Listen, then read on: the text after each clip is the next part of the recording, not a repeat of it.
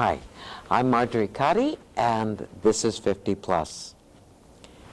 Folks, I'd like to think that in many homes on Staten Island, Manhattan, Bronx, Brooklyn, Queens, that people who have been on our show have copies of it, which we happily provide, and that family can look at it sometime in the future when, God forbid, the person is no longer with us. And it will give people the sound, the sight of their loved ones. My producer, Ted Kazarski, has started the Veterans Memorial Archives to make a permanent record of veterans' memories of wars. I always try when I do this show to find out about people because I think, golly, you know, we're interested in people, where they come from, what they've done, where they've been. And that's what I do with the show. Now, a few years ago, I had Beatrice Victor on my show, and at the end of the show, she said, you know what? I'm going to do an article on you. And she did. And the article, a lovely, lovely article from a wonderful, wonderful woman, was called Her Life is Like a Movie Script. So, today, folks, I thought I'd just tell you a little bit about myself. First of all, I was born in 1929. Now, don't stop and do the counting. You know, I'm almost 70 there. No. In upstate New York, in Syracuse. 1929, as you know, was the year of the crash. It seemed to me when I was growing up that the crash just stayed there down on the floor. My folks worked so hard, and it was hard to get jobs, particularly in upstate New York. And I always remember that money was short, and they were doing their darndest. They finally decided to move to Washington, D.C. because theory was then that with the federal government there was security. And indeed, my father went to work for the federal government. So I grew up in Washington, actually in a suburb, Arlington, Virginia, first in Fairfax, then Arlington, Virginia. While I was growing up there, I used to listen to a weekly radio show. We didn't have television in those days, you know, in which they had children who performed. Now, honest to God, those kids would get up there and they would tap dance for the radio. And then little Johnny P. would play the piano, and Susie Q. would sing her little song. I wanted desperately to be on this show. Not because I wanted to sing or dance or play the piano, none of which I could do, but because if you appeared on it, you got 2 free tickets to the Lowe's Capitol Theater in Washington, where there was vaudeville. And I loved vaudeville, as well as, of course, a stage show and 2 movies. So, having no talent in any of the usual directions, I tried to think of something I could do so that I could get on this show.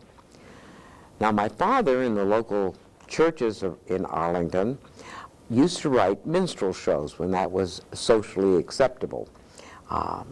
They put on the shows, they made a little money for their church, and they didn't realize that they were endorsing what was really not rather a nice thing.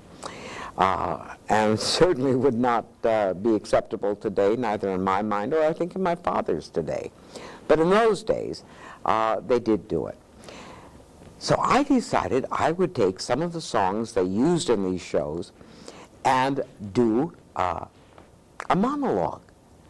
So I appeared at the radio station, and by golly, I was a novelty item. They didn't have anything like it. I became a regular feature, which meant I got regular tickets to the vaudeville show. And that was my first experience with performing in public. After a while, I think with some justification, the NAACP complained that what I was doing was not fair to Negroes. Now, you have to remember, in Washington, D.C. in those days, they still had our nation's capital. They had Jim Crow laws. I grew up in a place where Negroes had to sit, and I say Negroes because that was the term we used in those days, had to sit in the back of the bus, whites in the front. separate drinking water facilities, of course not in the same restaurants or in the same theaters. It was during this period that Miriam Anderson, a famous black opera singer, protested because she was not allowed to perform in Constitution Hall to a mixed audience. And Eleanor Roosevelt arranged for her to sing on the steps of the Lincoln Memorial. But in those days, actually, I didn't know any black people, no African Americans at all. And what I was doing was simply mimicking what my father had done. But it worked. But when they protested against it, I switched to the Irish, who did not have a good lobby, and I got away with it. And from the Irish to the French to the Swedish, whatever. And that went on for a couple of years. Finally, and I might say it was, I guess I was about 12 at that time. I had the same voice that I have now. It's not wicked living that did it. It's the way it came. I was able to perform adult parts. And I managed to get a job at an open audition, which was very rare in Washington because not much happened that was original in terms of radio in Washington. Playing little boys and wicked women on a local radio station. Managed to get my first union card, and I think I was about 13 at the time. AFRA, American Federation of Radio Artists. It's now Radio and Television Artists, which just goes to show you. At the same time, the war happened. Not the same identical moment, but thereabouts. Washington was inundated with the military, with all the staff that went with that sort of thing. And not only that, in addition to my acting and being very industrious in school, I'll tell you why in just a minute, I had a chance to go to work. And that was part of my independence. My folks didn't think much of my doing this acting business, and in order to get away with it, as it were, I had to have good grades, and I had to have my own money, because this cost money to get around to different theaters for auditions and then to go into the radio station. So I went to work as a waitress. Now, again, because of my low voice, I could get away with that. Also the fact that any other woman who was an appropriate age to work as a waitress was often in a defense factory or working for the government. So I started working at an early age, gained my own money, my own independence. I joined a theater group, several theater groups, but specifically one in Washington, D.C. called the Arena Theater, which has now become very famous and has a very beautiful locale, I believe, in Kennedy Center. And I remember that the woman who directed there was a Navy officer who went on to also direct at the Arena Theater. We did shows. We took them around to the military bases in the Washington area, of which there were a lot. So I was performing for the armed services. Meanwhile, back at school, my family had said very clearly, I was one of three, the oldest, and I had a younger brother and sister, that, well, they thought they could get the money together for my brother to go to college, but he was a boy. Girls got married, they didn't need to go to college. Now, mind you, this is in the 40s, for heaven's sakes. But they were well-meaning people, and they were hard-working people, and they just didn't have that much money. I knew if I wanted to go to college, I would have to get a scholarship, as well as have a job in order to make some extra money. So I worked my butt off. I went to Washington and Lee High School in Arlington, a very large school. I did a lot of debating while I was there, that old gift of gab, I guess. And out of a class of more than 400 students or something, I was number 3. Not because I was that smart, I want you to know that, but because I knew that I had to do it. Most of us can do a thing if we want to. I mean, like TV, you know. So I worked very hard. Number 3, though, didn't do it. If I wanted to go to college, I was going to have to get 2 jobs during the summer. I opened a restaurant at 6 a.m. made the bacon, started the coffee and whatnot, worked till 2 o'clock, and then went to another restaurant and worked from 3 till midnight. I worked very hard. Yes, I did. Everybody was working hard, though. It was wartime. And I went through most of the summer that way. Then I got a call saying that the person who had won a scholarship to American University had turned down the scholarship because his parents thought it was too liberal. They had seen a couple kissing on the steps of the dormitory. Well, I got my scholarship to American University. And that was a pretty exciting and wonderful thing. So I went to American University. At the same time that I found out about the scholarship, I was offered a job as a disc jockey, and I was probably one of the worst in the world, not having a tin ear and not knowing anything about music. It was a sun-up to sundown station. Wake up with Wook. And that's what I did, briefly. It didn't last, and it shouldn't have lasted. But again, another foray into the entertainment world. So I went to American University, and while I was there, I was, again, still affected by this depression mentality. You had to work, you had to have security. And one of my ways had been to go to college, because I thought with a college education, you could get ahead, you would have this security that I had been worried about all my life. And certainly being an actress was not a way to have security. So I decided that with my debating experience, my gift of gab, that I could become a labor lawyer. And it wasn't a bad idea for a kid when you think about it. Had I stayed in law, certainly there would have been a lot of opportunities for a woman lawyer, particularly in the labor movement. So that's what I was doing. I was taking political science as pre-law, which you could do at American University. Also continuing with my debating. About that time, the president of the university decided he wanted to become an ambassador somewhere. And it would be wonderful if American University had a drama club that was like the Hasty Pudding Club. And it would have a reputation, and it would draw attention to himself, and we would do a political musical comedy. Well, guess who he nominated? I don't remember now exactly why I was brought to his attention, but they offered me, in addition to my free tuition, free room and board, if I would write, direct, and perform in a musical comedy. I figured I could fake it the same way I had with the dialects on radio as a child. So I took it on, and I wrote a political musical comedy. Horton Foote, Vincent Donahue, who ran an acting school in Washington, D.C., came in as advisors. Both of them, of course, now are famous on Broadway. Horton Foote still writing, Vincent Donahue now dead, but very famous in his time.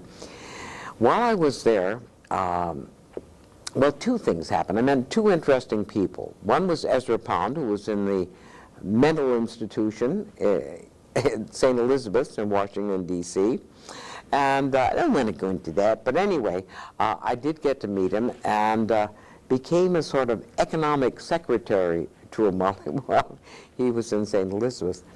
The second interesting person I met was a young man from Baghdad, Iraq, whom I fell in love with and married. Well, by this time I was in the middle of my junior year. We were married secretly because as a student on a scholarship from Iraq, he was not allowed to marry a foreigner. So it stayed secret until that summer when I discovered I was pregnant. Then I decided it might be a good idea to let my folks know. So we agreed that, yes, we would make it public, except not to the government. And my husband finished his year in college, and I almost finished my junior year in college. But they wouldn't let me play field hockey anymore. Not when I got a little big, but I tried. So in the fall of that year, my daughter was born on July 1st. With a 6 weeks old baby, I went off to the Middle East on board a ship. I did not speak the language. I knew nothing of the culture. I was completely naive about everything. How it worked out, I will never know. I can only think that all those early years must have helped a little bit. We got to Iraq. I was suddenly thrown into a different culture. We'll be seeing some pictures in a little while of some of the things that happened when I got there. I lived in an extended household with my mother-in-law, father-in-law, who was the Minister of Justice of Iraq, who had fought with Lawrence of Arabia. My brothers and sisters-in-law who spoke English, although my mother and father-in-law did not. I started doing the English short-wave broadcasts from Baghdad. And I also taught while I was there. Then I guess what happened after that? Well, after that we went to Istanbul, got pregnant again, had twin sons in an apartment in Istanbul, but that's another story. As a matter of fact, one of those twin sons is at this very moment on one of the cameras.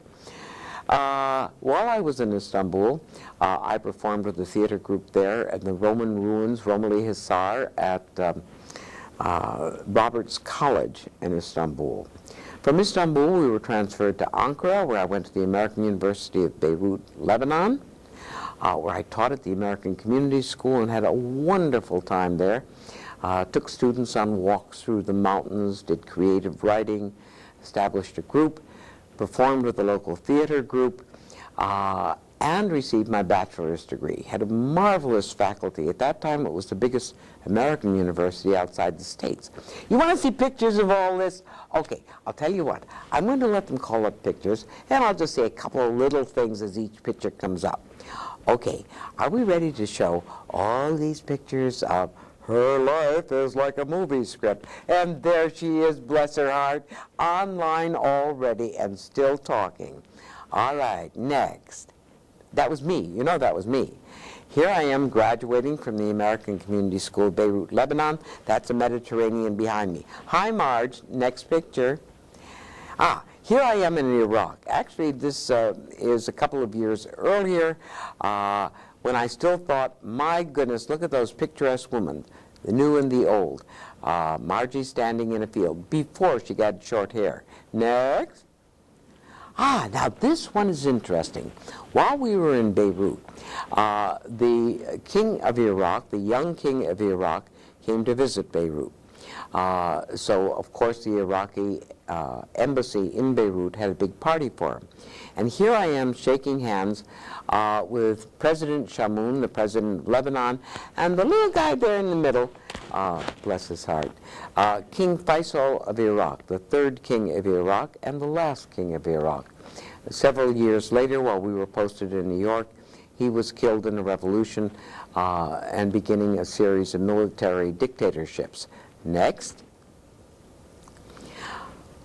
After Beirut, we were transferred to New York, where my husband was consul general for Iraq and delegate to the United Nations. In the meantime, I sneaked off. This was a terrible thing to do to a diplomat. And I got my equity card as an actress, and I performed in Lake Sunapee, New Hampshire. I spoke of having twin sons in Istanbul. They're there, and that's Cat on a Hot Tin Roof. I'm over there on the left. Hey, I look older there than I do now. I was playing Big Mama.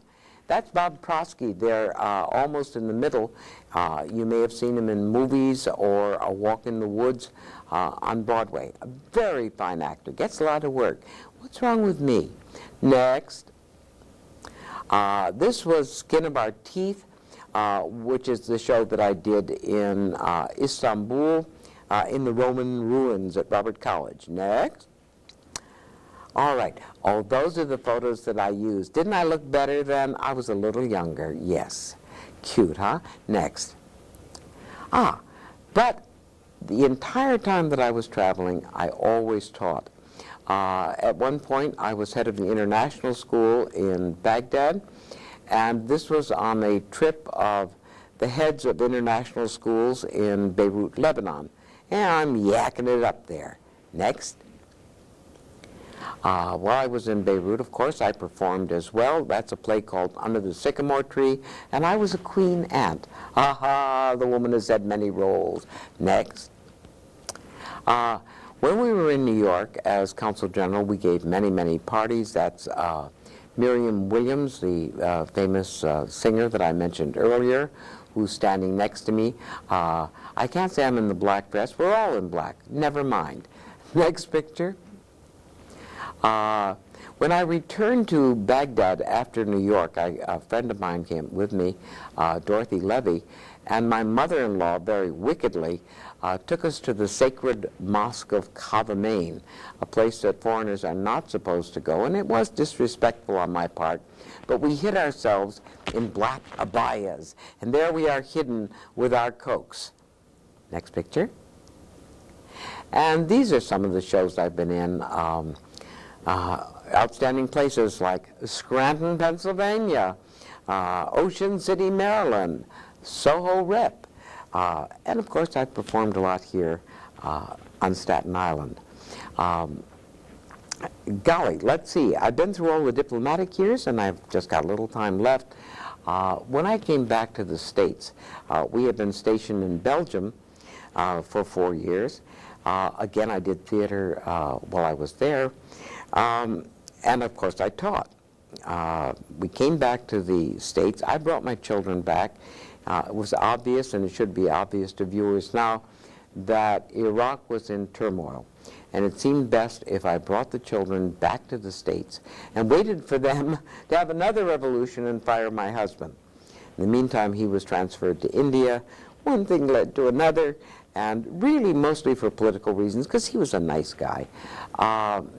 We were divorced. I remarried and for 20 years taught in Port Washington on Long Island. Well, I taught in a lot of other places, but anyway, that probably was the longest.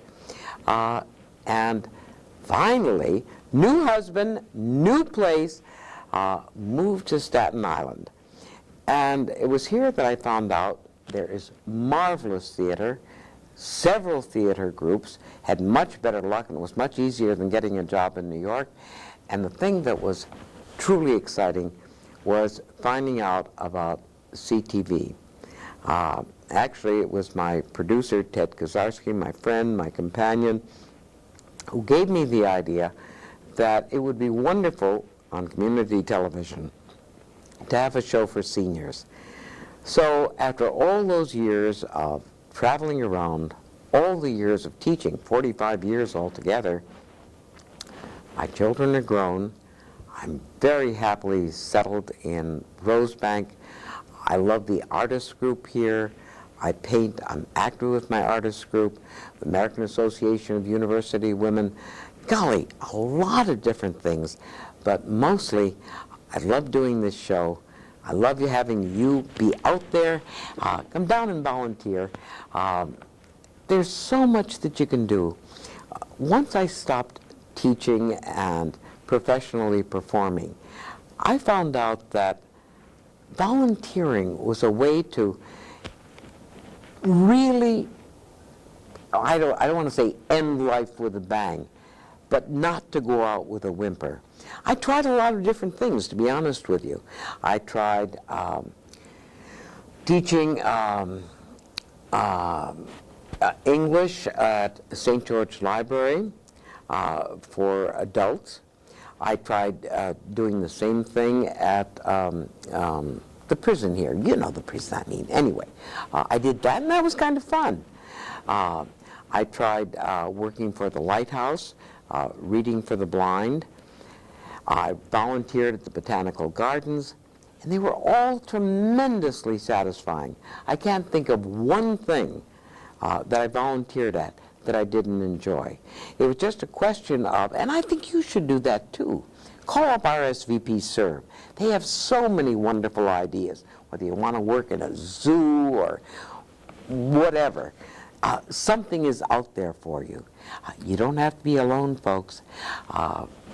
I found a wonderful niche here and a wonderful family. I'd like to thank everybody who comes out and volunteers and crews for me. We all do it as volunteers. It's wonderful. And I thank you for watching 50 Plus.